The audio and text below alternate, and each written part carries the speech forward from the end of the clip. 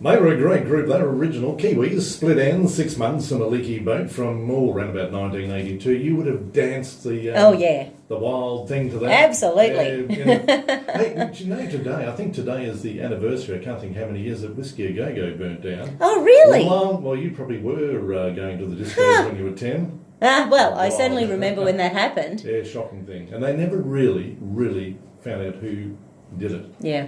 They arrested 2 blokes, they were charged, jailed, but they're not confident, not 100% confident they did do it. Oh, back to Bay Health and all the issues that come with staying healthy. Yeah, so since we've been chatting with Mona this morning about hearing, I sort of thought I'd mention once again the process we do at New Leaf called LEAP. It's a Learning Enhancement Acupressure Program. And because as she was talking, it was making me realise that I really should be sending some of my clients off for hearing exams because it had never occurred to me that the statistics were so bad. You know, frightening, isn't it? Oh, that's really quite amazing. And 50% of those figures, which I had now I don't have, are people aged 16 to 64, so relatively young, suffering a hearing loss, and I dare say most of them aren't aware of it. Yes. Yeah, well, like we said, you just turn the volume up on things, so as it starts to deteriorate slowly, we can just manage it. My son, who occasionally lives with me, he does say at times that I do love the volume up loud during the footy. He says occasionally, "Oh, you've got the TV up so loud." I think twice. Yes, I do have it up loud. So Mona sort of said every couple of years, if it is shown to be good in a hearing test, going back a few years later and rechecking it, because that's sort of an interesting concept, isn't it? If your hearing's disappearing, there can be nerve cells dying, so therefore there seems to be a link with dementia, that's the scary bit. Because that's interesting. Well, poor old Neil Diamond's been diagnosed with it, and look, he's of advanced years, but some people in their 50s have been diagnosed exactly. with dementia. Yeah, it's getting younger and younger. What are we doing? Yeah, so we know, of course, with dementia that insulin's linked, so it's been called, diabetes type 3 for the last 10, 15 years in naturopathic circles, because they know that insulin is one of the things that causes those plaques to build up in the brain. So a high sugar... Like blocking agents. Yeah, so we end up... So when we are getting diagnosed with things like Parkinson's and dementia, there's plaques, that they're called amyloid plaques, and the plaque is, I think, it's more a side effect of something that's going into the brain that is toxic. Is that a bit like the cholesterol build-up? The Absolutely. bad stuff in your arteries before your heart? Exactly the same. Yeah. So a few years ago, they found some substances that were good at breaking down those amyloid plaques, but they trialled it and they couldn't get it across the blood-brain barrier. So far, they haven't really found anything useful that breaks down the plaques. I think the medications that people take are more about reducing more plaque build-up rather than actually getting rid of the stuff that's already there. And that, speak about medication, that reminds me of the tablets I bought off your girls the other day, the ginseng. Yes. I forgot to take it this morning. That's why I'm so lethargic. Bit fuzzy today. That's why I'm playing the wrong tracks. I did. There was funnily enough, there was a study that came out about caffeine. This morning I saw it, and I thought, that's a good one to chat to Roger about. Apparently, when we take caffeine at a time in our day when our cortisol is low, so first thing in the morning, that's the time when caffeine is its most beneficial. So, for example, there's a lot of studies that show that people who have caffeine in their life have lower levels of all sorts of things like cancer and heart disease, which is sort of quite interesting. I used to drink a lot in my previous... A lot is a different thing. So when we have caffeine at a time when our cortisol's high, so stress is high, that combination is bad for the body.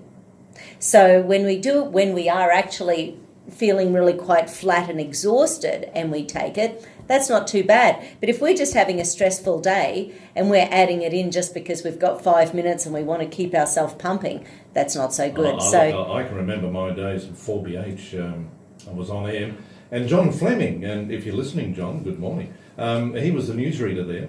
And they were the days these automatic coffee machines came in with the plastic type cups. Yes. While I would have had probably 15 empty cups all around me. Yeah. And it got to a point, he had read the news bulletin and walked in, and I had a track playing, the old 45s and LPs in those days. And he walked in, I said, I can't cue this record. My hands were shaking. Yeah. And he said, my God, lad, how much coffee have you drunk? And there was no hiding it. There were the coffee cups on the table. So from that day on, I was very wary of the amount of coffee. Yeah. I think when I worked for another company, I reduced it probably to 8 cups a day. Yeah. But that went. I was very tired on that Yes. particular shift, and I thought, oh, this would be a good little boost. Yeah. No, it's not. But it's good to feel it in your body, though, that it has such a wiry reaction, Yeah, you know. I hit that limit, and the body reacted. But Yes. these energy drinks, I won't mention the brands. Yeah. Some very, very bad publicity about Yeah. them. Don't take them, kids. Yeah. Certainly don't mix them with alcohol. We should not be having 16 to 25-year-olds having heart attacks, you know, and these are the sort of things that That are can happening. be linking in with kids. And same with strokes. Like there was one of my parents at the clinic, she was telling me that her 20-year-old nephew had had a stroke, and he loved his energy drinks. You know, once again, you shouldn't have strokes in 20-year-olds. You know, they publicise it. It's so good for you. And Yeah. surely one day there's going to be a law that you can't say it's good for you Yeah. until it's proven scientifically No, that's right. that there are no bad side effects. Yeah, and there's a lot of other things in there other than the caffeine as well. So, you know, they're not great, that sort of thing. So with just sort of really quickly, the LEAP program that we do at New Leaf. So it's a process that helps to integrate parts of the brain. So with Mona before, there's actually acupuncture points that we access using kinesiology called the auditory integration points. So, you know, when someone's talking to you, and once again, this could be partially hearing loss, but when someone's talking to you and you're not comprehending, your brain's sort of doing backflips, rethinking what they've said, you haven't taken it in, and next thing you've missed the next sentence.